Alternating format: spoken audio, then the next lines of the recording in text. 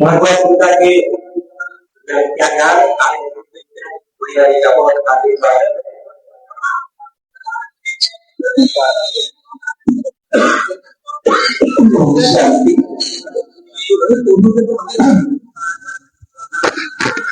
आज हम सब गीता की ज्ञान की महिमा सुनेंगे। आज गीता अध्याय के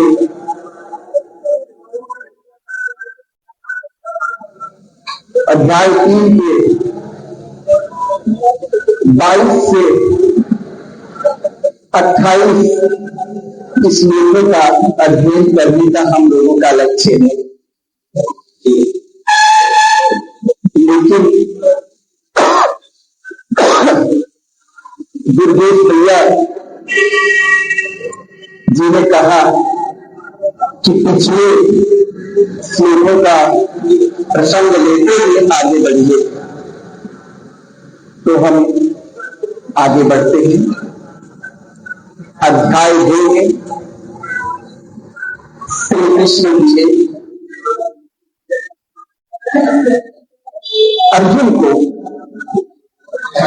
वर्ण व्यवस्था के अनुसार जब अर्जुन ने कहा कि माधव, अगर हम युद्ध करेंगे तमाम पुरुष वर्ग वीरगति को प्राप्त होंगे, महिलाएं दुराचार करेंगी और संकर वर्ण पैदा होंगे। तो अध्याय 2 में कृष्ण ने उनकी समस्या को समाधान करते हुए वर्ण व्यवस्था का ज्ञान दिया और इस बात को रखा कि तुम्हारा जो वर्ण है वो क्षत्रिय है और तुम केवल वर्ण से भी क्षत्रिय नहीं हो, अपितु व्यक्तित्व से भी क्षत्रिय हो। अतः आप तो युद्ध में ही करना चाहिए। युद्ध में ही आपका स्वधर्म विकसित होगा, उसी में ही आपका कल्याण होगा और संसार का कल्याण होगा। फिर उन्होंने कहा सन्यासी की भांति युद्ध करो, सन्यासी की भांति कर्म करो। तीसरा अध्याय आ गया। अर्जुन कहते हैं कि प्रभु आप कर्म की भी महिमा करते हो, सन्यासी की भी महिमा करते हो, मैं आपसे, क्योंकि आप देवों की महिमा करते हो, तो मैं इनसे थोड़ा सा भ्रम में पड़ गया हूं, क्या श्रेष्ठ है। इसलिए दोनों में से एक जो अति श्रेष्ठ हो वो मुझे बताओ, ये बात जो मैं करूंगा।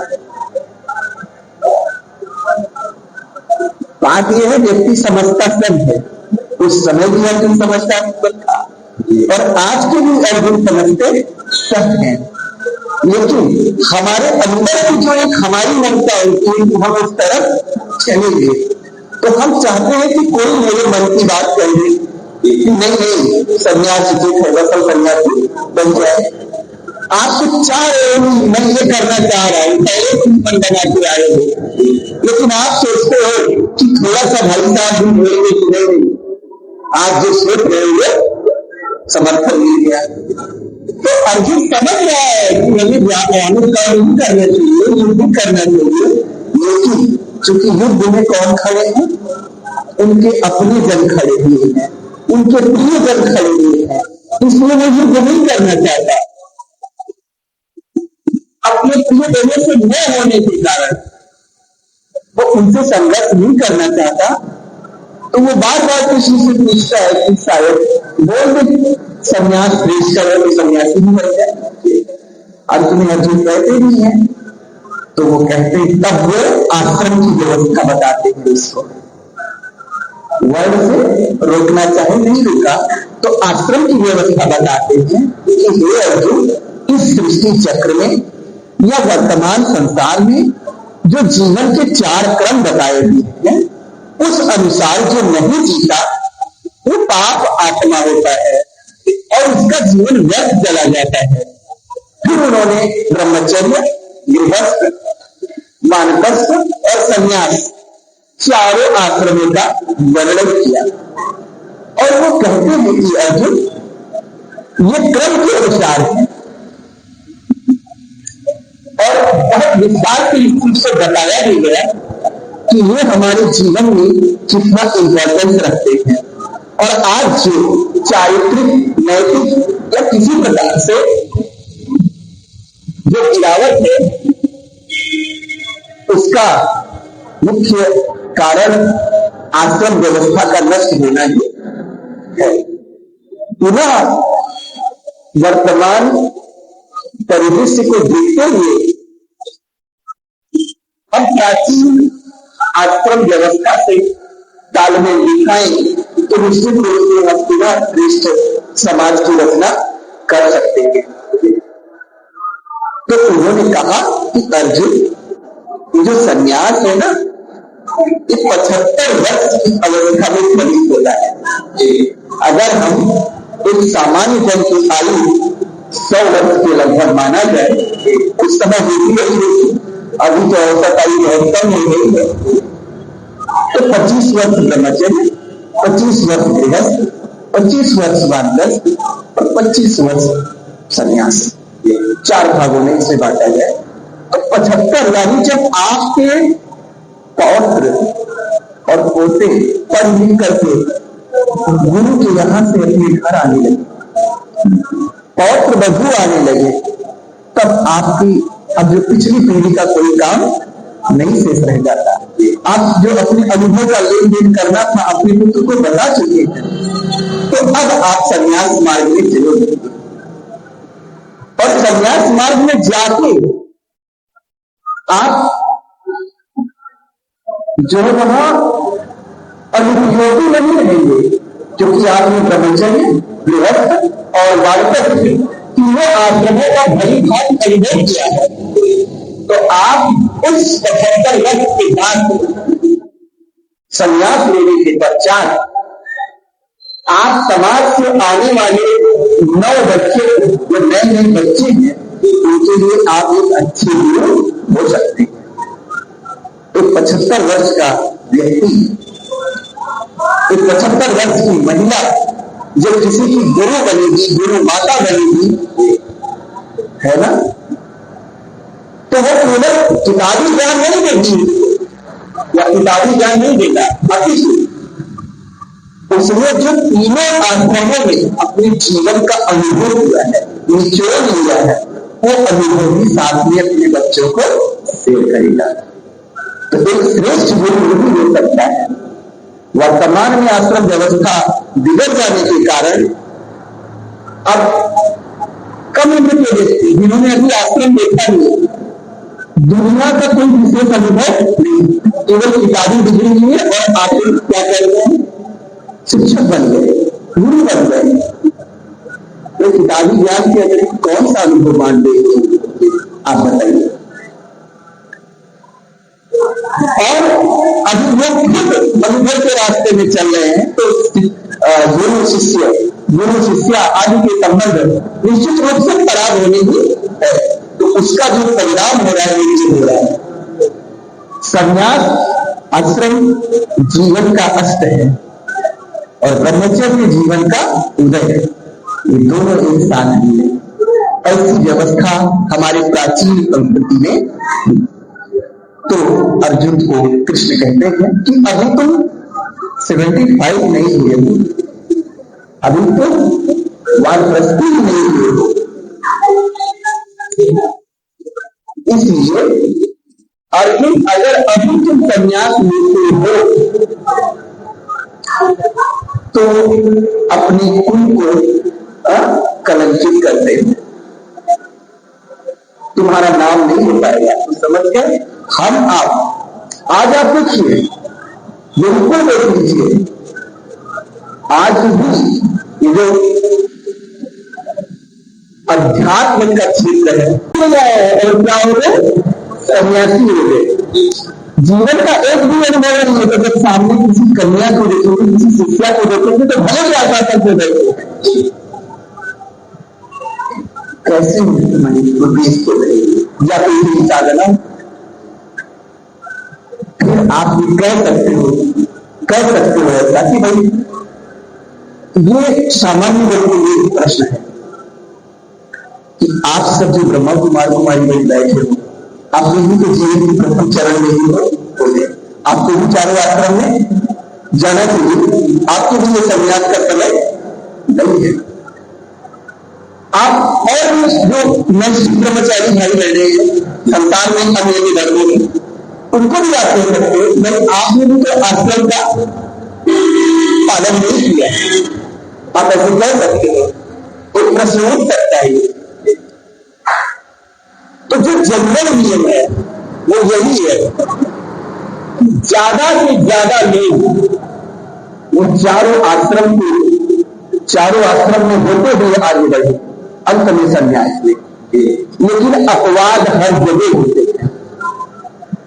जो भौतिक जगत होता है वो संसार को केवल इस भौतिक जीवन के रूप में देखता है, 40 वर्ष 50 वर्ष के हम आंसर हैं, लेकिन जीवन तो निरंतर है। एक शरीर छोड़ते हैं, दूसरा शरीर लेते हैं। तो कुछ ऐसी आत्माएं होती हैं संसार में, जगत में, कुछ समय में थी, आज भी, जैसे सुखदेव जी आप देखिए, बाल ब्रह्मचारी, नैष्ठिक ब्रह्मचारी, उन्होंने ये नहीं किया कि गृहस्थ जाएंगे इसके आगे बढ़ेंगे, है ना। नारद जी, ब्रह्मा के 4 पुत्र, सनत सनातन सनंदन, वो भी ये सब नैष्ठिक ब्रह्मचारी शुरू में ही क्या लेंगे, संन्यास लेंगे। दोनों प्रक्रियाएं उस समय भी चालू थी, दोनों प्रक्रियाएं आज भी चालू है ना। लेकिन जो बहुजन हिताओं जो पंथ है वो यही है कि आप क्रमवारी जीवन में आगे बढ़ो, अंत में संन्यास ले। फिर आप कहोगे तो उसका एक बहुत अच्छा उदाहरण है कि ये जो नैष्ठिक ब्रह्मचारी, नैष्ठिक संन्यास कौन ले लेता है, जीवन अनंत है। हम आत्माएं एक जन्म से दूसरे जन्म में यात्रा करती रहती हैं। अब मान लिया जाए हम पिछले वर्ष में भी कोई साधु महात्मा रहे और भगवत प्राप्ति के लिए क्या थे, तत्पर पूजा तपस्या, उसी में हमारा जीवन था। और आज के डेट में भी देखो तमाम सन्यासी बैठे हैं, लेकिन भगवत प्राप्ति हमको नहीं मिली, उस जीवन में पिछले। और हमें जो है हमारा उद्देश्य पूरा नहीं हुआ मेरे सन्यास का, हमारा शरीर छूट गया और मैंने ये वाला शरीर को अपना धारण किया। तो मेरे अंदर संस्कार कौन सा है, परमात्मा वाला।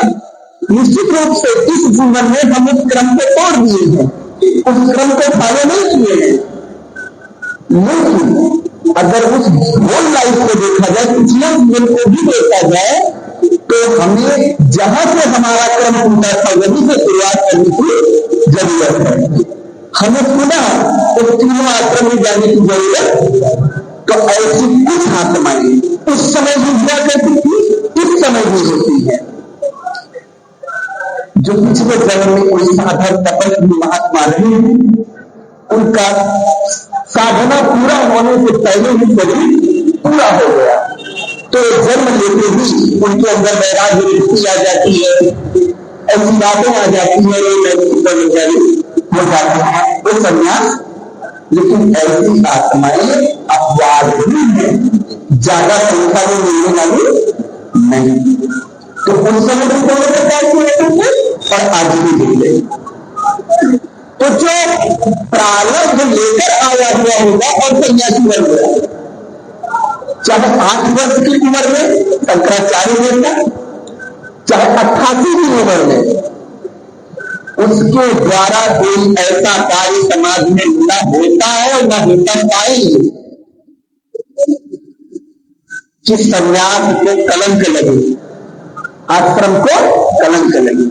लेकिन जो कहीं न कहीं नकलवश, अंधा अनुकरणवश, किसी लोभ लालचवश मान शान के लिए भी जाएंगे, तो सब क्या करेंगे, प्रणाम करेंगे, है ना। इस वक्त में कहीं सन्यासी भेजा होते, निश्चित रूप से आप देख रहे हैं उन्हीं के द्वारा आज के आश्रम, आज अध्यात्म मार्ग से निष्ठा लेने की कम होती है ना। तो ये हमारी प्रेरणा होनी चाहिए कि हम स्वयं से पूछें हमारे अंदर कौन सी विचारधारा जाना चाहिए। मधुशाला भी है, आश्रम भी हो सकता है।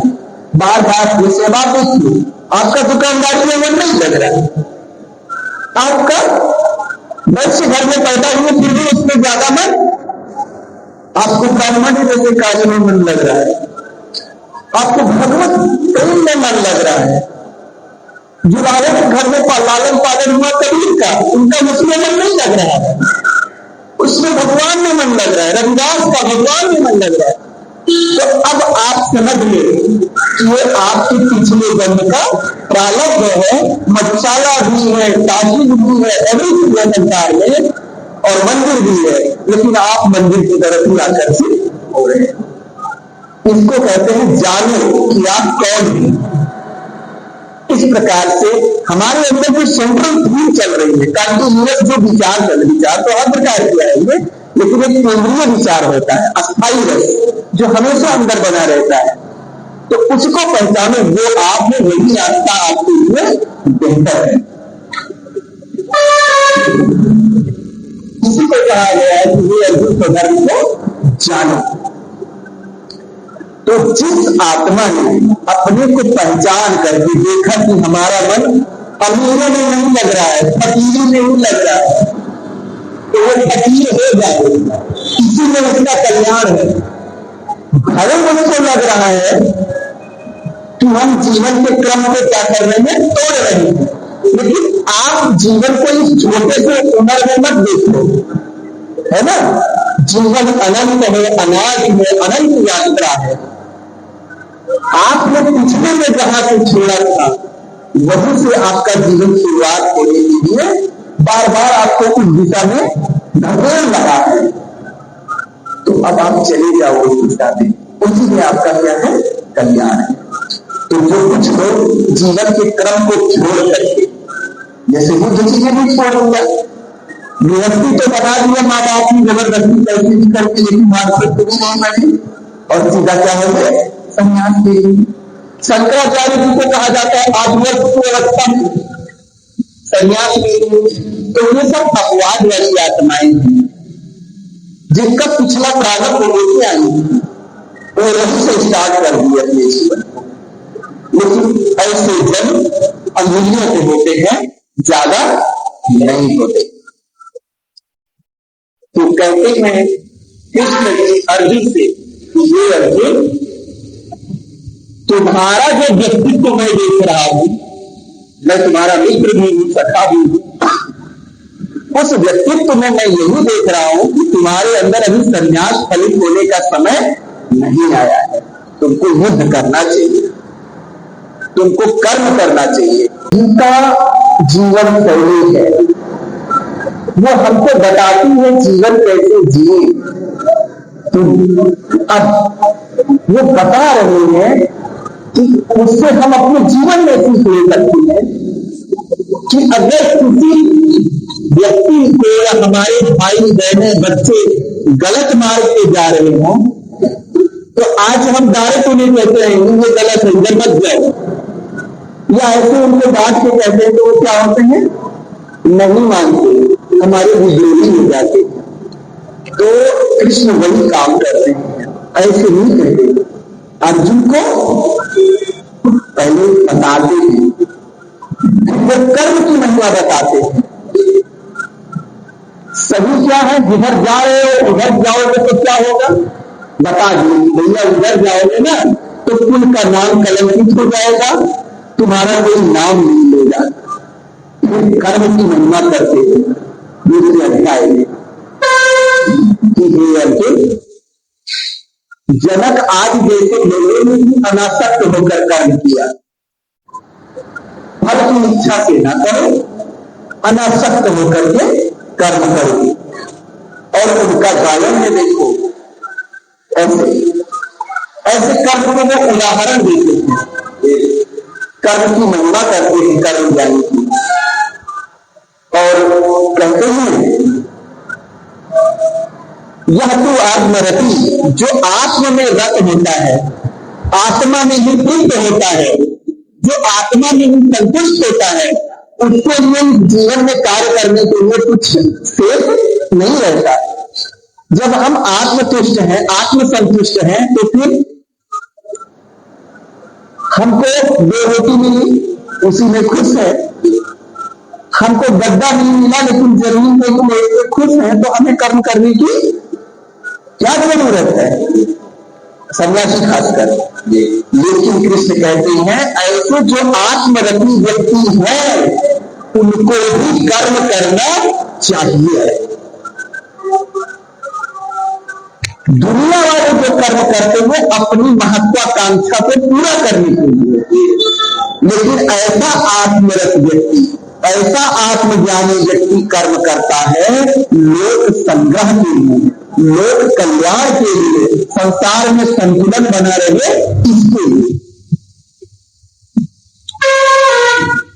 कुछ कहना चाहते हैं, कर्म सबके लिए होना चाहिए। कर्म संन्यास नहीं करने को कहा है कृष्ण ने, जो कर रहे हैं गलत है, कर्ता भाव का संन्यास करो, मैं कर रहा हूं इसका छोड़ो, बाकी काम करना है, ये कृष्ण कह रहे हैं। एक आत्मज्ञानी व्यक्ति को भी कर्म करना चाहिए, भले उसको जरूरत नहीं है गाड़ी घोड़ा, जैसे मैंने उदाहरण दिया था, रतन टाटा जी का मैंने उदाहरण दिया था, हमने मोदी जी का उदाहरण दिया, हमने योगी जी का उदाहरण दिया, न आगे कोई न पीछे कोई, क्यों कर रहे हैं ये लोग? इसलिए कर्म करना है जिससे लोग कल्याण। एक व्यक्ति काम इसलिए कर रहा है ताकि मेरा घर बन जाए, मेरे को गाड़ी मिल जाए, घोड़ा मिल जाए, और ये लोग इसलिए काम किए ताकि भारत का उन्नति हो जाए। ये संपूर्ण संसार में लोग मेरा परिवार है, संपूर्ण भारत मेरा परिवार है, ये इसलिए कर्म कर रहे हैं ताकि हमारे भारत का मंगल हो जाए, समझ गए। और कुछ ये कर्म करने से लोक संग्रह के लिए। जब कर्म करोगे तभी तो दुनिया जानेगी इस चेहरे की पहचान कितना होती है, नाम से पहचान कितना होता है। पहचान कैसे बनती है आपकी? काम से, है ना। कोई कथा वाचने लगा तो कथावाचक हो गया, नाचने लगा तो नृत्य हो गया, डांसर हो गया, है ना। उपदेश देने लगा उपदेशक हो गया। कर्म से ही हमारा जो है यश और कीर्ति फैलता है। तो यश कीर्ति के लिए कर्म करना चाहिए, लोक संग्रह के लिए कर्म करना चाहिए, लोक कल्याण के लिए कर्म करना चाहिए। तो एक जो ज्ञानी, इसलिए अगर आज से आप लोग कभी कभी किसी को कहते हैं तो मत कहना, क्या लोग कहते हैं अक्सर, जिसकी खासकर औलाद नहीं होती या जैसे हम लोग शादी करना क्या न आगे कोई न पीछे कोई, पता नहीं क्यों मरे जा रहे हैं, ऐसे नहीं। आगे हो या पीछे हो या ना हो, इससे नहीं मतलब है। कर्म करना है ताकि लोग मिले। आप कर रहे हो अपने बच्चों को दिलाने के लिए, मैं कर रहा हूं संसार के कल्याण के लिए। आप धन कमा रहे हो जिससे आपका परिवार जिएगा, मैं धन कमा रहा हूं जिससे कोई सेवा करूंगा संसार में। भाव बदलना चाहिए लेकिन कर्म नहीं, ये है तो यहां पे कह रहे हैं कि ये अर्जुन ज्ञानी जब को भी कर्म करने की बात रहे, यदि ज्ञानी भी सन्यासी नहीं हो सकता, आत्मज्ञानी भी सन्यासी नहीं हो सकता। ये अगर कोई कहता है कि भाई चाहिए कहने के लिए 3.5 जमीन चाहिए, अब मैं क्यों कर्म करूं? तो आत्मना आत्मतुष्ट होकर के तो पशु भी भूल रहे हैं। आप और आप में क्या फर्क रह गया पशु में और आत्मा? अगर पता है कि ये जी रहे, निश्चित है कि आपने घर नहीं बनाया, आपने कोई ऐसा जिम्मेदारी नहीं है आपके ऊपर कि आप कर्म करने के लिए विवश है, ये सत्य है। लेकिन अगर आप केवल अपने में ही संतुष्ट हैं, आप और पशुओं में क्या अंतर रहा? ठीक है, आप कर्म करो संसार के कल्याण के लिए। इतना बड़ा जितना टाटा इंडस्ट्री ने खड़ा किया, अगर उसमें मान लिया जाए 1 लाख परिवार के लोग नौकरी रोजगार पाए हुए तो 1 लाख लोगों का उन्होंने कल्याण किया, क्या बताइए। इसलिए गीता बहुत ऊंची चीज है, इसलिए उसको लोग पढ़ते भी नहीं है। क्षमा करें, फिर कोई भी सन्यासी पढ़ के बोले कि मैं गीता पढ़ रहा हूं, भैया कर कुछ बोल दिए, आप पढ़ नहीं रहे, यही नाम की तरीके या तो साधन बना दिए तो नहीं करा कर आप पढ़ते उसको आत्मसात नहीं किए, पढ़ रहे हो आचरण आना चाहिए ना, कर्म करना चाहिए, कर्ता भाव छोड़ो, मैंने किया इसको छोड़ो, कर्म तो आवश्यक है ही। तो ऐसे कहते हैं नए उद्देश्य कृपे नार्थो, मतलब ऐसे व्यक्ति के लिए जिसके आगे पीछे कोई नहीं है, उसके लिए इस संसार में चाहे कुछ करे चाहे कोई सोच नहीं, फिर भी वो कर्म करता है। और एक बात कहते हैं कि जो बड़े लोग होते हैं, जो क्या कहते हैं, जो श्रेष्ठ लोग होते हैं, उनको दुनिया फॉलो करती है। महान बनना आसान नहीं है। जब आप महान बनने लगते हैं, आपका नाम बढ़ने लगता है अपने समाज में, अपने क्षेत्र में, अपने देश में, तो आपके ऊपर बहुत बड़ी जिम्मेदारी आने लगती है।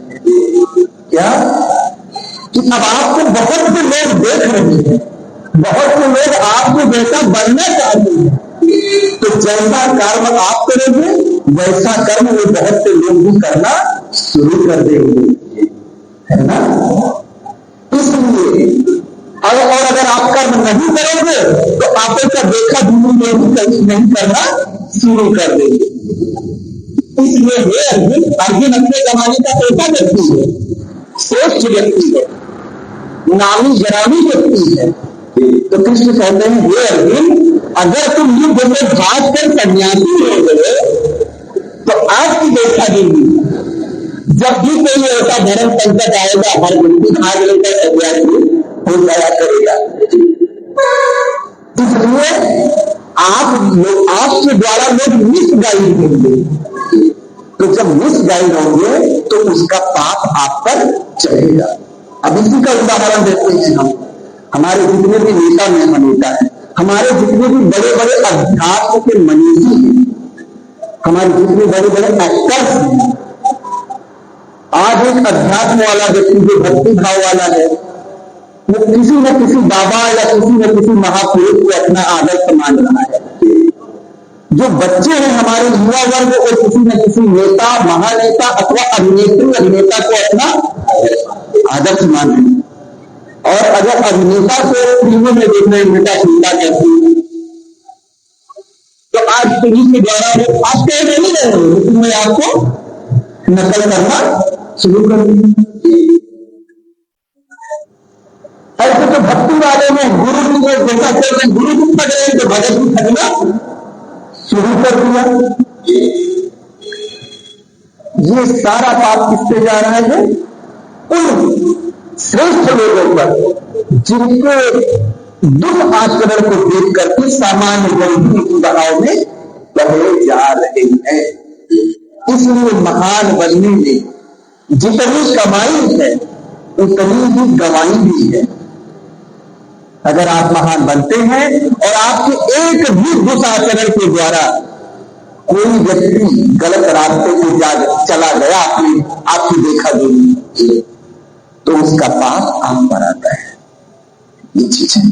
तो कृष्ण उनको कहते हैं हे अर्जुन, इसलिए भी तुम संन्यास मार्ग अपना नहीं सकते, तुम्हारे लिए ठीक नहीं है। और तो अभी देखिए बात, पहला आप अपने बच्चों को अपने परिवार को जिस रास्ते पे वो जा रहे हैं अथवा जिस पर वो जाना चाह रहे हैं उस रास्ते की खराबी से बताओ। ये ना कहते हैं खराबी क्या है वो बताओ। जैसे अर्जुन ने बताया कि भाई संन्यास ठीक तो है लेकिन अभी ठीक है। फिर सही रास्ता क्या है ये ना कहे उसमें चले, क्योंकि आजकल के बच्चे या कोई भी आपका कहना नहीं चलना चाहते, लेकिन उसको बता दो कि सही क्या है, उस सही रास्ते का भी वर्णन कर दो। तो संन्यास का भी वर्णन किया कृष्ण ने। और फिर देखते कर्म कितना महत्वपूर्ण है उसका भी उन्होंने वर्णन किया। और उसके बाद अगर आपने ऐसी बात है तो अपना भी उदाहरण दे। क्या बोले कि देखो ये रास्ता ऐसा है ये ऐसा है और इसीलिए मैं भी उस रास्ते को करता हूं, मैं उधर नहीं गया, मन तो मेरा भी था लेकिन मैं इधर गया। अब कृष्ण अर्जुन को स्वयं अपनी बात बताते हैं ये अर्जुन इस संसार में, क्योंकि कृष्ण को स्वयं विष्णु के अवतार है ना, कहते इस संसार में ऐसी कोई चीज नहीं है जिससे जो मेरे लिए अप्राप्त हो। इस संसार में कोई ऐसा काम नहीं है कि जिसे मैं करूं, मैं एक संकल्प लूं और वो कार्य हुआ, लेकिन फिर भी मैं कर्म करता हूं। दूसरे की तो बात छोड़ो, हे अर्जुन मुझे देखो, मुझे कोई जरूरत नहीं फिर भी मैं करता हूं। क्यों? क्योंकि मैं भी श्रेष्ठ व्यक्ति हूं। कृष्ण भी अपने जमाने के नामी ग्रामी थे उस समय, मुझको भी दुनिया देख रही है। अगर मैं ना करूं तो दुनिया ये नहीं समझेगी कि वो तो भगवान भी इसलिए कर्म नहीं किए, वो मेरा ही मेरा ही अर्थात देके मेरा ही उदाहरण देके कहीं वो नहीं किए तो हम क्यों करें? उन्होंने पुराना जीवन में नहीं किया, अगर कर्म अच्छा होता तो वो ना करते। इसलिए अर्जुन मुझे भी बहुत सावधानी से अपने जीवन को चलाना पड़ता है। ऐसा कृष्ण अगले लोग भी कह रहे हैं तो हम बोलोगे इस श्लोक का वाचन करें।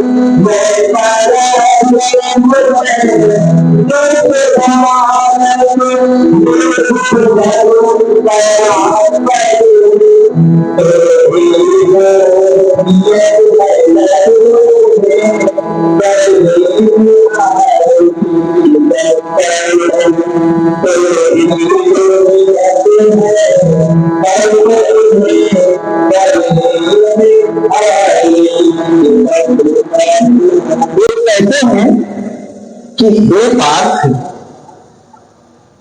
पृथा उनकी माता का नाम है, उनकी का नाम इसलिए पार्थ है। राधा कर्ण की माता का नाम, इसलिए उनका नाम राधे, तो ऐसे नाम किया जाता है।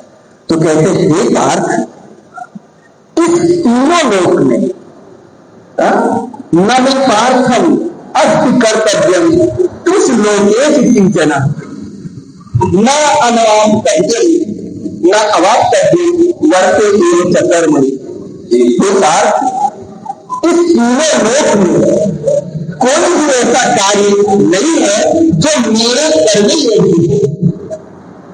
मुझे करने की जरूरत ही नहीं है, मैं संकल्प करूं और कार्य हो जाएगा। लेकिन फिर भी मैं कर्म करता हूं। स्वयं का भी उदाहरण दे रहे, ऐसे आप अपने बच्चों को भी उदाहरण दे सकते हो कि बाबू, तुम्हारे पास तो पैसा नहीं है, चोरी आज कैसे तक जाते हो उल्टा सुलटा खाते पीते हो। ये देखो गल्ला मेरा बड़ा पड़ा हुआ है, सारा पैसा मेरे पास, मैं चाहूं तो जाके रोज पीऊं, जाके रोज खाऊं, मेरा हाथ कोई रोकने वाला, लेकिन मैं ये नहीं करता। क्यों? क्योंकि ये उचित नहीं है। ये मेरे लिए बैठकर ऐसे कृष्ण खुद का उदाहरण दे रहे हैं। तो अगर आप अच्छे हैं, अपने परिवार के साथ, परिवार के सामने अपना भी उदाहरण प्रस्तुत करेंगे, और इतना करने के बाद अगर वो समझदार है, थोड़ा भी उसके अंदर प्रज्ञा जिंदा है, तो अपने आप सभी रास्ता चुन लेगा। और ये मेरा अपना अनुभव है कि हमने एक दूसरे को ऐसी सफलता पाई। तो कहते हैं कि हे अर्जुन, कोई ऐसा कार्य नहीं है जिसे मैं न कर सकूं, फिर भी यदि ही अहम न वर्तेय, लेकिन अगर मैं सावधानी पूर्वक जीवन को न बरतूं, जो करने योग्य है वो न करूं, सावधानी पूर्वक, ऐसे नहीं कोई लापरवाही, तो दुनिया भी लापरवाह हो जाएगी। मैं लापरवाही करूंगा तो दुनिया भी लापरवाह हो जाएगी। मैं मजरा पीऊंगा तो कहेंगे कि भगवान ही पी रहे हैं, तो मेरा क्या है ना, तो दुनिया भी पीने लगेगी। इसलिए कहते हैं यदि मैं ऐसा न करूं तो मन वर्त अनुवर्त में मनुष्य पाठ पर्वता, तो ये बात मेरे ही मार्ग का संपूर्ण जगत अनुसरण करने लगेगा। ये जो नकलची होते हैं ना, इनको ये नहीं पता कि वो नहीं कर रहे हैं तो उनके जैसा मैं क्यों करूं। वो बस केवल नकल करना जानते है ना। आज से जो भी है हमारे एक्टर्स हैं या जिनको भी देखते हैं, बहुत अच्छा बात करते हुए, बहुत अच्छा जिनको नायक कह सकते हैं, उनके जैसा बनना शुरू कर देते हैं। लेकिन बच्चे ये नहीं जानते, उनकी रियल लाइफ उठा के देखिए, एक भी जितने भी अभिनेता है, अभिनेत्री, एक ने कितनी पढ़ाई की है, अपने शरीर को वैसा फिट बनाने के लिए कितना उन्होंने मेहनत किया है, तब जाके आज वो उसके पीछे की भाव नहीं देते। आज कोई इतना बिजी है, मान लिया जाए उसका बिजनेस, भैया जी 4 जिला में मान लो फैला हुआ है भी ऐसे हमारे यहाँ पे बिलौला बच्ची का बिजनेस लंबा फैला है। तो वो सुबह बढ़िया खाते से निकला और 4 व्हीलर से घूम रहा है। वो घूम नहीं रहा है, मजबूरी है उसको उससे चलना, नहीं तो वो अपना सारा संभाल ही नहीं पाएगा। तो अब जो नासमझ बनते वो अंधा अनुकरण करेंगे कि वो तो कभी पैदल चलते हैं। अरे वो चलना चाहते हैं लेकिन समय नहीं है कि वो पैदल चलेंगे। वो पैदल करेंगे तो संभाल ही नहीं पाएंगे चारों तरफ का। तो फिर वो उनका अनुकरण अंधा करता, उनका 4 जिले में है इसलिए वो बेचारे दौड़ रहे हैं गाड़ी से। हमारा कभी कुछ नहीं है, फिर भी हम हट करके नहीं गाड़ी मेरे को चाहिए लेके आके खड़ी कर दे रहे। तो पेट्रोल डलाने का भी चाहे घर है बेच के पेट्रोल डलाए चले, कुछ दिन तक चलते हैं, उसके बाद हम क्रैश हो जाते हैं। तो इसलिए कृष्ण कहते हैं कि ये जो संसार है ना नकलचियों से भरा पड़ा हुआ है, अंधा अनुकरण करते हैं। अनुकरण करना अच्छी बात है लेकिन सोच समझ के, है ना। बिना सोच समझ के अगर आप नकल करेंगे तो नुकसान हो जाए। हमें अंधा अनुकरण से बचना चाहिए। वर्तमान संसार में अंधा अनुकरण बहुत हो रहा है ना। ऐसे तो कहते हैं कि इसलिए तो ये कर्तव्य बनता है इसका, जो ऐसे जिनका 4 जिले में बिजनेस हो, जो बड़े ऊंचे स्थान पर कृष्ण जैसे ऊंचे पद पर पहुंच चुके हो, उनका भी कर्तव्य बनता है कि भले उनको मौका नहीं पैदल चलने का लेकिन कभी नहीं चलेगी, ताकि दुनिया देखे कि जल्दी चलते हैं, है ना।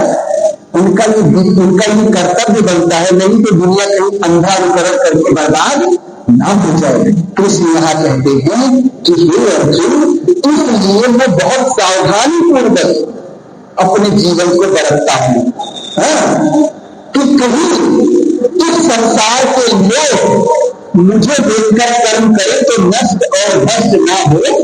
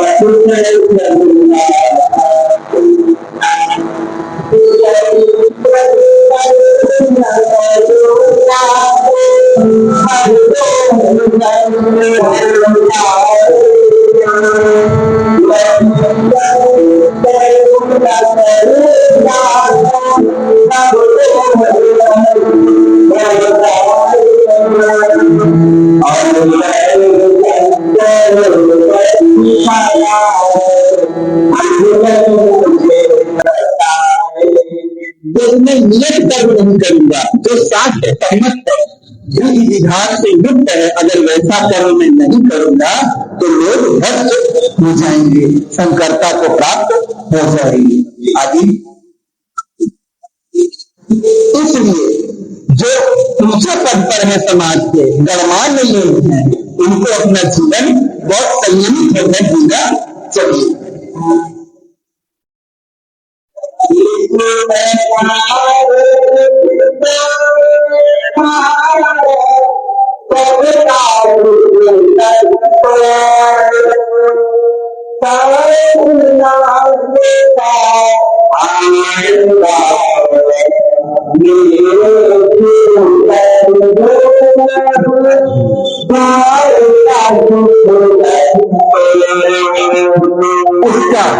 उसका जो पाप होगा या पुण्य बनेगा, आपको देखकर अगर 10 लोग अच्छे बन गए उसका पुण्य आपको मिलता है, लेकिन अगर आपके द्वारा आपको देखकर 10 लोग भ्रष्ट हो गए तो उसका पाप भी आपको आता है। कृष्ण कहते हैं हे अर्जुन, ये मैं समझता हूं, इसको कहते हैं कर्मों की गुण गति, है ना। बहुत से लोग कहते हैं ना, मैं दारू पीता हूं तुम्हारा क्या जाता है, ऐसे कहते हैं। मैं ये करता हूं, अपना धन उड़ा रहा हूं, अपना कर रहा हूं, तुम्हारा क्या जाता है। अरे तुमको देखकर न जाने कितने बर्बाद हो रहे, उनका पाप तो तुम पे चढ़ेगा ही चढ़ेगा, लेकिन वो बेचारे भी बर्बाद हो जाएंगे। इसलिए कृष्ण कहते हैं ये अभी, क्योंकि मैं कर्मों की गहरी गति को जानता हूं। आज वो कह रहे हैं ना, बहुत से कहते हैं ऐसे कि मैंने कुछ गलत खाता पीता नहीं था, कुछ गलत किया नहीं, फिर भी मेरे को ये रोग कहां से हो गया, ये बात कहां से हो गई। अगर गहरे से देखोगे तो कहीं ना कहीं आपका भी रोया हुआ बीज आज इस रूप में आया है। कर्मों की गति बड़ी गहरी है।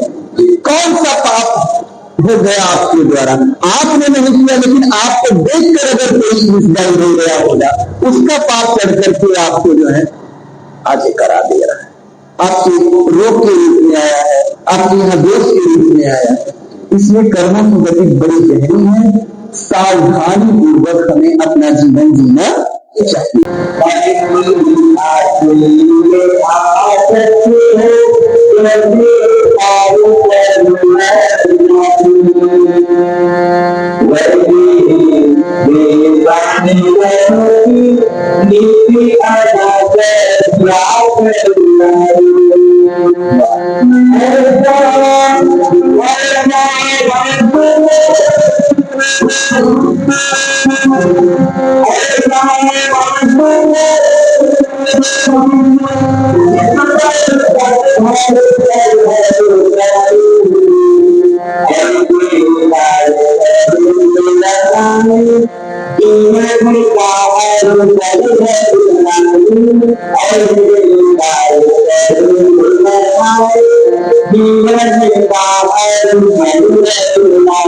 इसमें कहते हैं कि इसलिए विद्वानों को ठीक वैसे ही कर्म करना चाहिए, कर्म में उतना ही रत होना चाहिए। रत माने उतना ही मनोयोग भी कर्म करना चाहिए जितना मनोयोग से कर्म अज्ञानी जन करते हैं, जिसको अपने लाभ की चिंता है, जिसको ये है कि अगर हम कर्म नहीं करेंगे तो हमारे बच्चे बिल्कुल रहेंगे। आज वो कितनी शिद्दत से कर्म करता है ना, उतनी ही शिद्दत से कर्म विद्वान जन को भी करना। भले मैं नहीं करूंगा तो भूखे मरने वाले भी है, बच्चे बहुत बड़ा पड़ा है, लेकिन फिर भी अगर आप विद्वान हो, आप ज्ञानी हो, तो आपको भी उतने ही शिद्दत से कर्म करना चाहिए। क्यों? इससे कर्म की महिमा होगी, इससे आपको देखकर हर व्यक्ति मेहनत से क्या करेगा, कर्म करना सीखेगा। भले वो व्यक्ति अपनी आकांक्षा, अज्ञानी लोग जो कर्म कर रहे हैं, मैं बात को कह रहा हूं, अज्ञानी लोग कर्म अपनी इच्छा के लिए कर रहे हैं, तो इच्छा पूर्ति के लिए तुम्हें जरूरत नहीं है, लेकिन शिद्दत उतनी ही देनी चाहिए ताकि जो है आप विश्व कल्याण कर सको, लोक कल्याण कर सको, लोक मंगल कर सको। तो अर्जुन को कहते हैं कि ये अर्जुन, विद्वान जनों को ऐसे जरूरी हो या ना हो फिर भी कर्म करना चाहिए। तो अर्जुन तुम तो विद्वान हो, तुम क्यों भाग रहे हो ऐसे कर्म से, बार बार क्या कर रहे हैं, उसको पकड़ के ऊंचे स्थान पे ले आ रहे हैं कि आप तो विद्वान हो, आपकी गिनती तो विद्वानों में है। इसलिए मुझे लगता है कि आपको भी अभी संन्यास का समय भी आया है, आपको भी कर्म करना चाहिए। अब क्योंकि आप क्षत्रिय हैं तो आपका कर्म है युद्ध करना, है ना, धर्म की स्थापना है युद्ध करना, तो इसलिए आप युद्ध करो। बार बार उनको ले आते हो इसको करना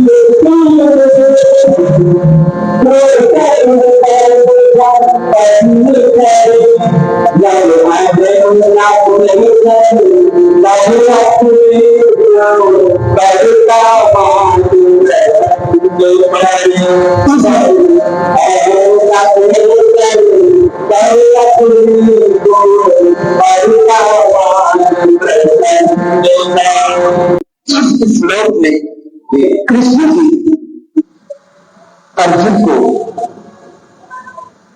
मोह का लक्षण बता रहे हैं। वो ये बता रही है एक सन्यासी के कर्म में और एक गृहस्थ के कर्म में क्या अंतर होता है। एक विद्वान के कर्म में, एक अज्ञानी जन के कर्म में क्या अंतर होता है। एक भक्त के कर्म में, एक अभक्त के कर्म में क्या अंतर होता है। कर्म तो सब करते हैं, अंतर क्या होता है। अगर एक गृहस्थ भी उसी भाव को ले आए तो गृहस्थ होते ही सन्यासी हो जाता है। जैसे कि जनक की बात कि वो गृहस्थ होते हुए राजकाज संभालते हुए ऋषि थे, राजा एक और एक मूढ़ सभ्यता की ऐसे लोग विमूढ़ आत्मा होते हैं। मूढ़ की मैं कैसा गाली नहीं करूंगा। यहां कहते हैं एक सन्यासी, एक विद्वान, एक भक्त जो भी कुछ कर्म करता है उसको वो ये समझता है कि कराने वाला परमात्मा ही, मैं तो एक निमित्त मात्र हूं, ऐसे कुछ समझता है। कर्म करावन हार परम पिता है, वही तो हमसे करवा रहा है।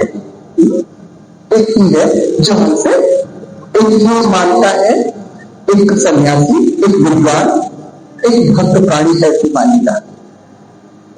जो गृहस्थी होते हैं, अज्ञानी लोग होते हैं, सांसारिक व्यक्ति होते हैं, उनमें फर्क है। वो भी काम करते हैं, बस मुझे मानते मैंने किया, एक फर्क है। अगर वो मैंने किया वाला भाव खत्म हो जाए, उसने कराया ये भाव आ जाए, तो गृहस्थ होते हुए भी वो व्यक्ति क्या हो गया, सन्यासी हो गया। उसके लिए फिर छोड़ने की कोई जरूरत, भाव बदलने की जरूरत है। इसको दूसरे शब्दों में कहें तो ये कहेंगे कि सन्यासी, विद्वान और भक्त के अंदर जो कर्म होता है उसमें कर्ता भाव नहीं होता।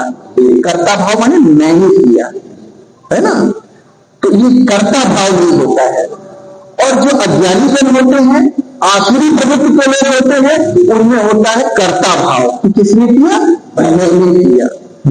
बस इतना फर्क है। और यहां पे वो अपनी बात को प्रमाण देते हैं। वो प्रमाण देते हैं कि सत्य यही है।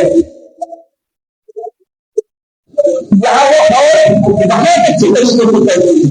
तो भक्त की भावनात्मक सत्य काम कौन करवा रहा है, भगवान। अभी मैंने भी बोला भगवान करा रहे, परमात्मा में तो करवा रहे।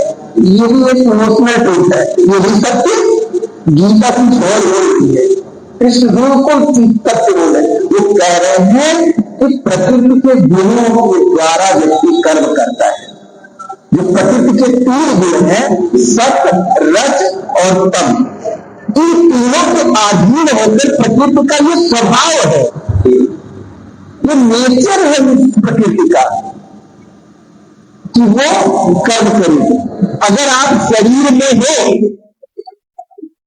इस शरीर में 2 चीजें हैं, एक तो मैं आत्मा चैतन्य, और जब मैंने इस शरीर को धारण किया, इसका आधार लिया तो प्रकृति। अगर आप आत्मा इस प्रकृति के आधार लिए हो तो बिना कर्म के रह नहीं सकते, क्योंकि प्रकृति का ये स्वभाव है कि वो करेगी। प्रकृति का जैसे कहते हैं प्रकृति परिवर्तन प्रकृति का नियम है, तो जैसे वो नियम है ऐसे कर्म भी प्रकृति का नियम है। ऐसे आइए हम देखते हैं सतोगुण। सतोगुण का मतलब होता है जिसमें शांति, वैराग्य आदि बातें आई, जिसमें थोड़ा मन को शांति मिले, एक एकांत मिले। 3 प्रकार के सामान्य जन, भक्त प्राणी, असुर ऐसे होते हैं ज्यादातर। कोई ऐसा बताओ जो पूजा पाठ ना करता हो? सब करते हैं। क्यों करते हैं? इतना भी शांति ये भी करेगा, सात्विक है ये भी करेगा, सब करते हैं। क्यों करते हैं? ये प्रकृति का गुण है, सतो प्रधान सतो गुण है। वो गुण हमको बरबस विवश करके हमसे कहता है कि भैया बहुत दौड़ भाग लिए, अब थोड़ा एकांत में बैठ के शांति ले लो, थोड़ा भगवान के सामने जाके शांति ले लो, थोड़ा मंदिर चले जाओ। आप चाहे असुर हो, चाहे मानव हो, चाहे देव हो, दानव हो, आपको अगर देह में हो तो आप चाहे जितना करो, आपको लगेगा कि ना वो काम में बैठे। तो परमात्मा नहीं करा रहा है, ये कौन करा रहा है? प्रकृति का जो सतो गुण है वो बरबस विवश होकर आपको उस दिशा में जाने के लिए बाध्य कर रहा है। ऐसे रज का मतलब होता है गतिमान, गति अवस्था। वो हमें गति कराने के लिए बाध्य करता है।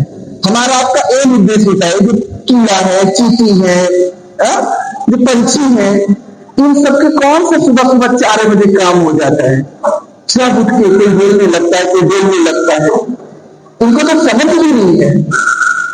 कौन करा रहा है? प्रकृति का जो रजोगुण है ना, वो गति पैदा कर रहा है इनमें। ऐसे ये प्रकृति में अगर ये 3 गुण ना होते तो शायद ये काम ना करते हम पर। तो कौन करा रहा है? गीता बिल्कुल स्पष्ट करी कि भगवान भी नहीं करा रहा, भाग तो हो सकता है सत्य परमात्मा करा रहा है ना। सच्चे हो तो बोल दो कि गौर करा रहा है, लेकिन करा रहे हैं प्रकृति के ये 3 गुण आपसे सब कुछ है ना। प्रकृति क्रियमाण गुणे कर्माणि सर्वतः, सभी कर्म प्रकृति के 3 गुण करा रहे हैं। तो जो रजोगुण आपके अंदर है, आपके अंदर क्या सबके अंदर ये 3 गुण विद्यमान है, जिसमें भी सभी उदाहरण किया है, चाहे वो जीव हो, जंतु हो या मनुष्य हो। तो आप बैठे पड़े लेटे कब तक लेटे रहोगे?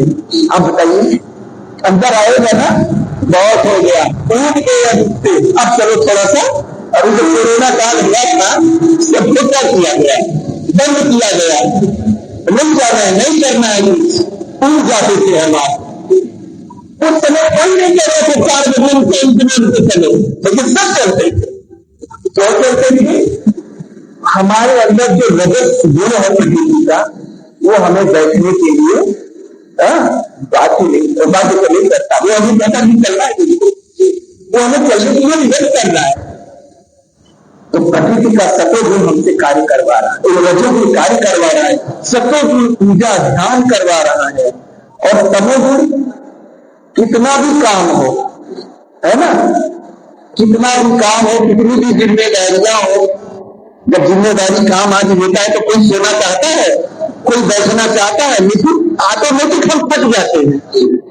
ऑटोमेटिक ये प्रकृति दिवस करके मेरे को सुला देती है, तुम्हें आपको सोना ही पड़ेगा, अब आपको बैठना ही पड़ेगा। अब बहुत हो गया, हमारा बॉडी का टेम्परेचर बढ़ जाता है, गर्म हो जाता है कि नहीं अब रिलैक्स होना पड़ेगा। तो जो सोना है, थकना है, ये तमोगुण में आता है। तो तमस हमें रुकने के लिए मजबूर कर देता है, रजस हमें चलने के लिए मजबूर कर देता है, और सत्य हमें पूजा ध्यान एकांत में बैठने के लिए मजबूर कर देता है। हम चाहे मानव हो, चाहे दानव हो, चाहे देव हो, किसी भी कैटेगरी में हो, ये तीनों काम हर व्यक्ति, हर जीव, हर जंतु।